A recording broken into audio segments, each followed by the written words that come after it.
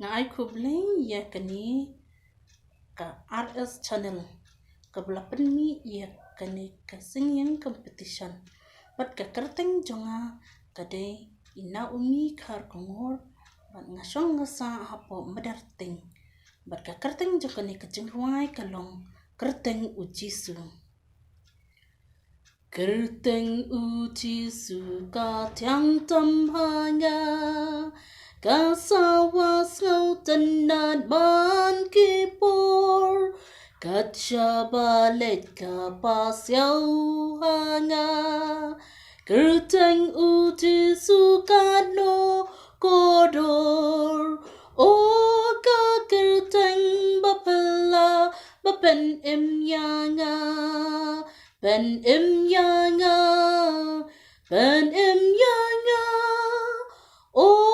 ka kerteng bapala bapen em yanga ka kerteng ujisu ka ben em yanga kerteng ujisu ka ben em yanga kat shaba pai ka ker shan yanga ngasuk kentai ngam kuslai ai o kat ujisu om dan ha pertai o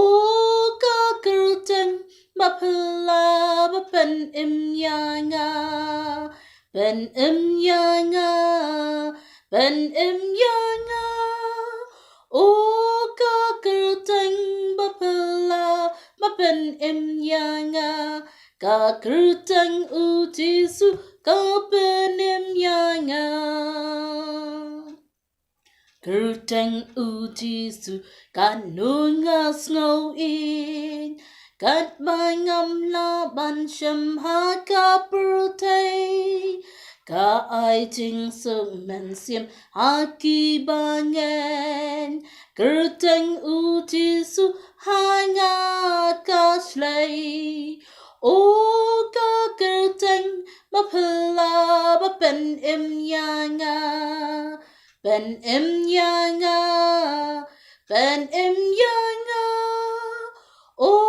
ka kerteng bapala bapen em yanga ka kerteng ujisu ka ben em yanga